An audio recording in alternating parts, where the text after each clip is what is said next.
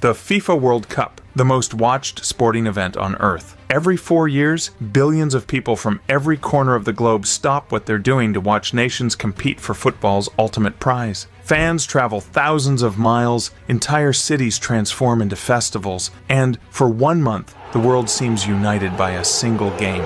But what may be even crazier than the tournament itself is the stadiums that host it. And before a single ball has been kicked, the 2026 FIFA World Cup has already entered the history books. For the first time ever, the tournament will be hosted by 3 different countries: the United States, Mexico, and Canada. It will also feature a record 48 teams and 16 stadiums spread across an entire continent. What's even more impressive is that North America has done this before. Back in 1994, the United States hosted a World Cup with only 24 teams, yet it remains the most attended World Cup in history, drawing nearly 3.6 million fans. More than 3 decades later, FIFA is returning to North America with a tournament that is bigger in every possible way. But becoming a World Cup host city isn't easy. FIFA evaluates everything: stadium size, transportation systems, airport capacity, hotel rooms, security plans, training facilities, sustainability projects,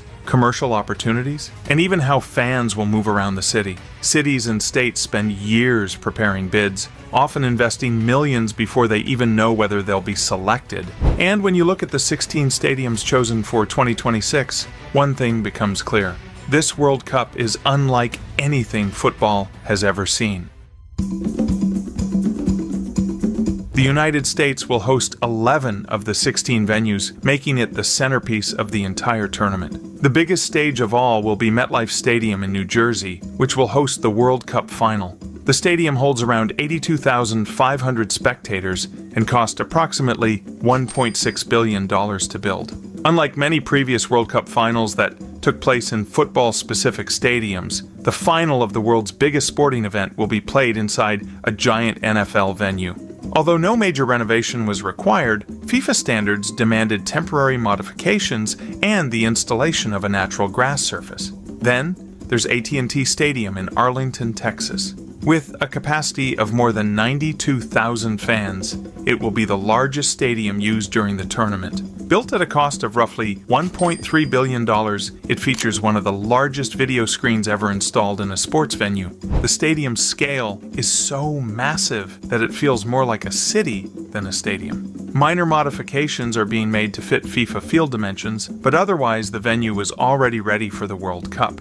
In Los Angeles stands SoFi Stadium, one of the most expensive sports venues ever constructed. Costing nearly $5 billion, it can accommodate around 70,000 spectators. With its futuristic translucent roof and cutting-edge technology, many fans consider it the most advanced stadium in the world. FIFA required several modifications to prepare it for football, but its modern design meant no major renovation was necessary.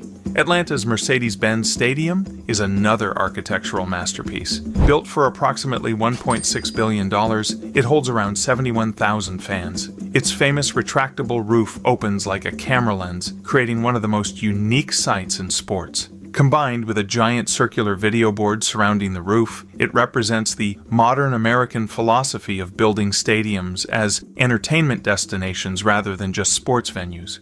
Kansas City's Arrowhead Stadium brings something entirely different. Holding more than 76,000 fans, it is one of the loudest stadiums ever built. Originally opened in 1972, it underwent a major $375 million renovation that modernized the venue while preserving its legendary atmosphere. During NFL games, crowd noise has reached record-breaking levels. During the World Cup, it could become one of the most intimidating environments in the tournament. Houston's NRG Stadium was one of the first NFL venues to feature a retractable roof.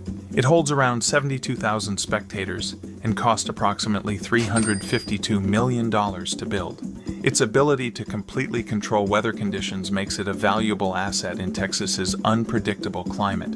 Philadelphia's Lincoln Financial Field has a capacity of roughly 69,000 and cost about $512 million.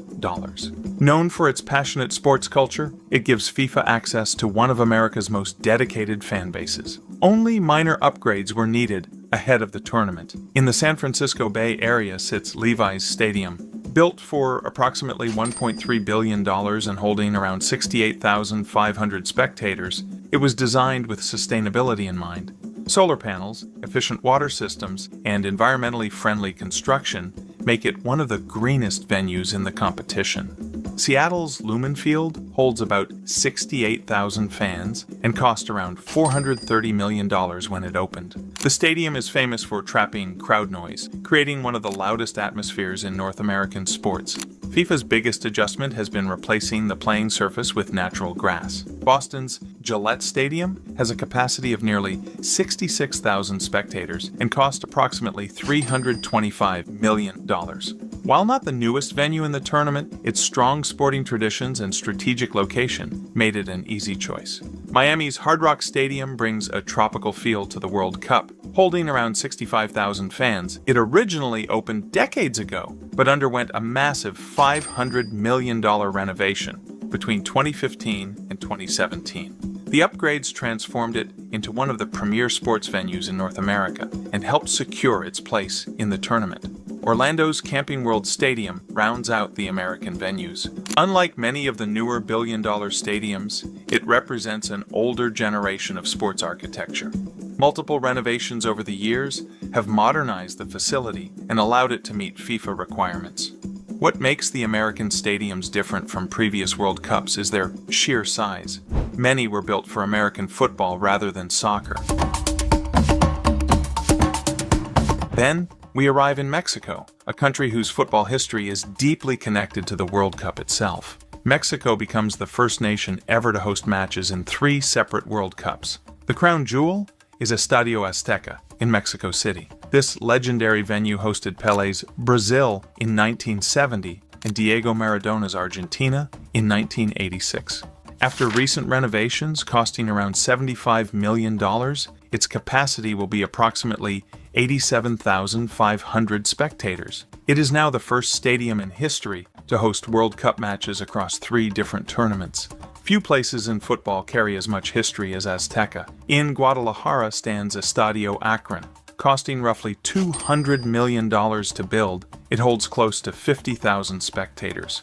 Modern upgrades have been added ahead of 2026, but the stadium already ranked among Mexico's best football venues. Monterrey's Estadio BBVA is often considered one of the most beautiful stadiums in the world. Built at a cost of around $200 million and holding approximately 53,500 fans, its stunning mountain backdrop creates one of the most memorable views in football. Because it is relatively new, only limited upgrades were required. What separates Mexico's stadiums from America's is their football identity. While many U.S. venues were designed as multi-purpose entertainment complexes, Mexico's stadiums were built around the sport itself. The atmosphere, history, and football culture surrounding these venues make them feel like cathedrals of the game.